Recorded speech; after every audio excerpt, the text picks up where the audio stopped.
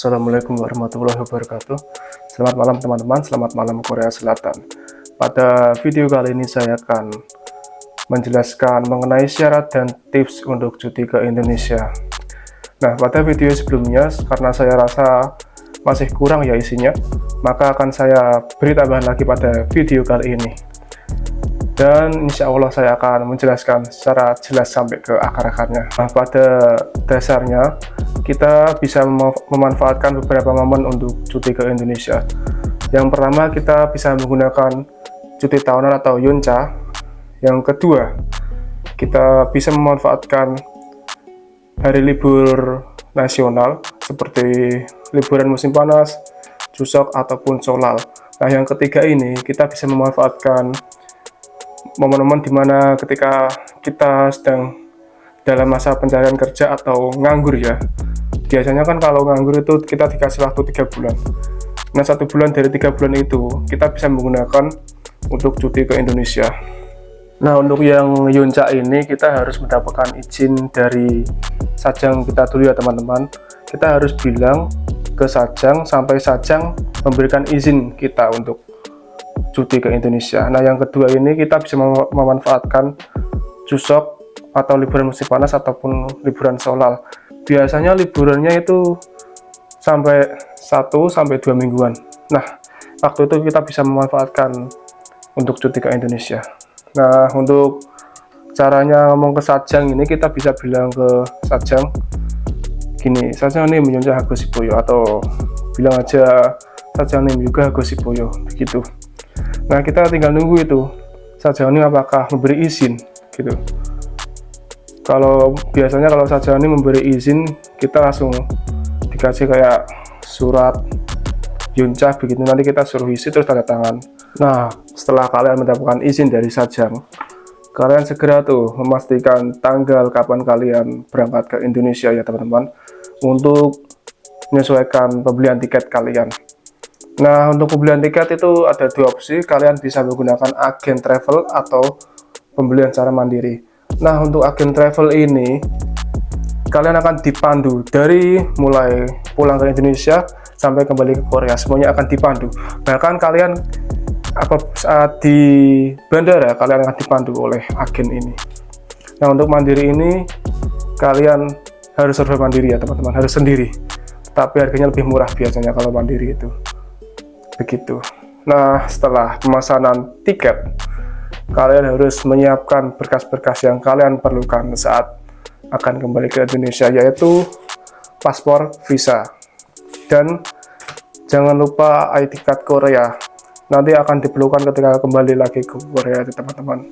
Nah, untuk prosedurnya sendiri ketika di bandara, ya biasa sih yang pertama kalian harus check-in.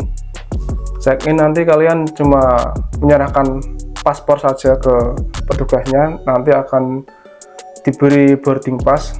Nah, setelah mendapatkan boarding pass, nanti kalian akan melakukan security check atau pemeriksaan security. Nanti di security check itu kalian akan diperiksa barang bawaan, paspor, itu aja. Nah, setelah melakukan security check, maka akan ada prosedur selanjutnya, yaitu pemeriksaan imigrasi.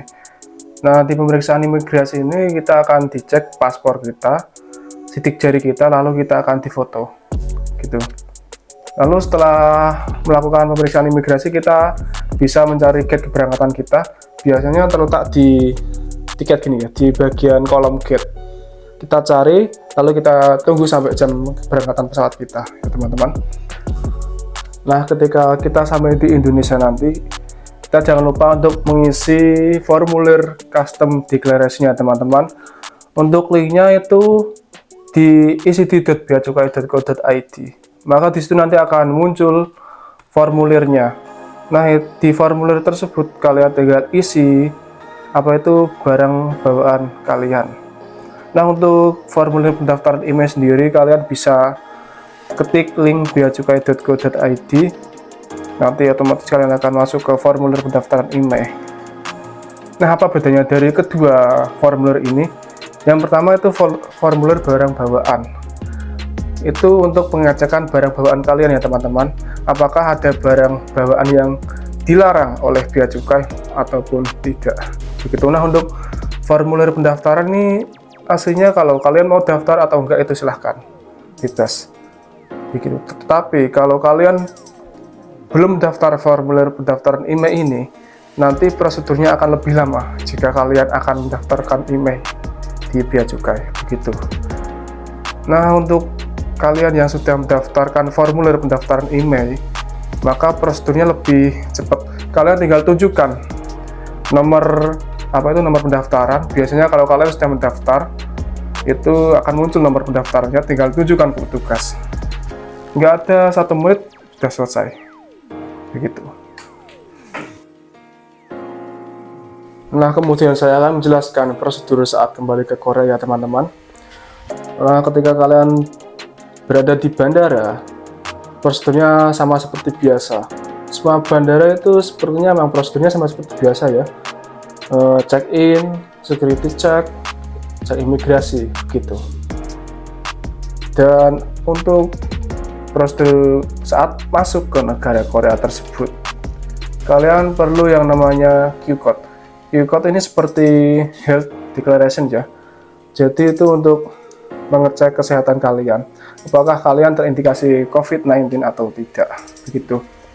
Nah, pada tanggal 15 Juli tahun 2023, saya baca itu di website visitkorea.or.id, katanya itu Q-code sudah tidak diperlukan lagi. Tapi saya kurang percaya itu. Lalu waktu saya di Bandara Soekarno-Hatta, saya tanya sama penumpang yang satu penerbangan sama saya itu, sama-sama orang Korea itu ya. Saya tanya apakah Q-code masih diperlukan saat masuk ke Korea. Nah, dia itu jawab ternyata masih diperlukan. Nah, pada waktu itu saya buru-buru itu langsung daftar Q-code begitu. Nah, ketika kalian sampai di Korea nanti, kalian akan diberikan 2 formulir seperti ini ya, teman-teman. Ini untuk custom declaration, terus ini health declaration. Nah, buat kalian yang kesulitan untuk mendaftar Q-code, kalian bisa menggunakan formulir ini begitu. Kalian tinggal tulis lengkap, lalu kalian serahkan ke petugas. Nah, untuk formulir ini kalian tinggal isi seperti biasa, lalu serahkan di petugas imigrasi saat pengecekan imigrasi. Nah, buat teman-teman PMI yang sudah memiliki ID card Korea, kalian tidak memerlukan formulir ini. Kalian tinggal serahkan paspor dan visa kalian, lalu dengan ID card Korea ke petugas imigrasi. Setelah itu selesai. Begitu, teman-teman. Nah, untuk website Q-code-nya akan saya tulis di deskripsi ya, teman-teman. Untuk website-website yang saya sebutkan tadi, saya akan tulis di kolom deskripsi. Nah, saya kira cukup untuk video kali ini. Apabila teman-teman masih ada pertanyaan, kritik maupun saran yang ingin disampaikan, silahkan ketik di kolom komentar. Dan jangan lupa untuk like, comment, share, dan subscribe ya, teman-teman. Saya ucapkan terima kasih.